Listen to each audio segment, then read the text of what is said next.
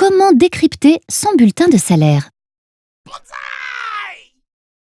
Généralement, quand on reçoit son bulletin de salaire, on vérifie rapidement le salaire qui va nous être versé et on s'intéresse moins aux autres informations qu'il donne, car elles peuvent nous paraître obscures.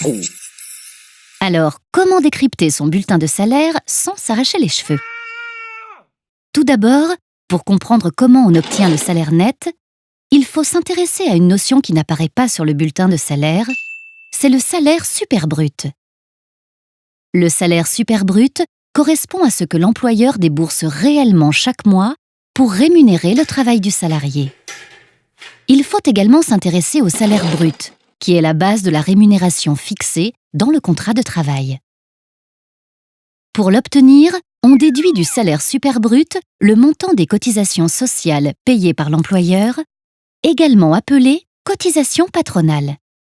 Les cotisations patronales servent à financer, entre autres, les 4 branches de la sécurité sociale: famille, accident du travail, maladie professionnelle, maladie et vieillesse. L'Union nationale pour l'emploi dans l'industrie et le commerce, UNEDIC, qui gère l'assurance chômage. Le Fonds national d'aide au logement, FNAL, ou encore les régimes complémentaires de retraite.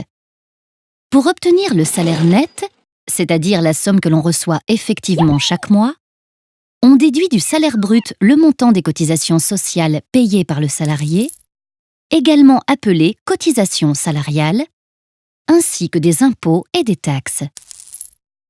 Les cotisations salariales servent à financer, entre autres, 2 branches de la sécurité sociale, maladie et vieillesse, l'UNEDIC ou encore les régimes complémentaires de retraite.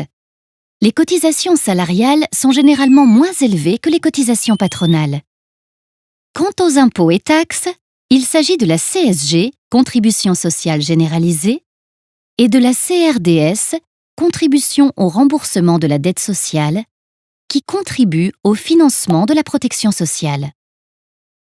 Enfin, pour obtenir le salaire net imposable, qui sert de base au calcul de l'impôt sur le revenu, on rajoute au salaire net une partie de la CSG et de la CRDS qui a déjà été payée par le salarié. En effet, une partie de la CSG et de la CRDS est soumise à l'impôt sur le revenu.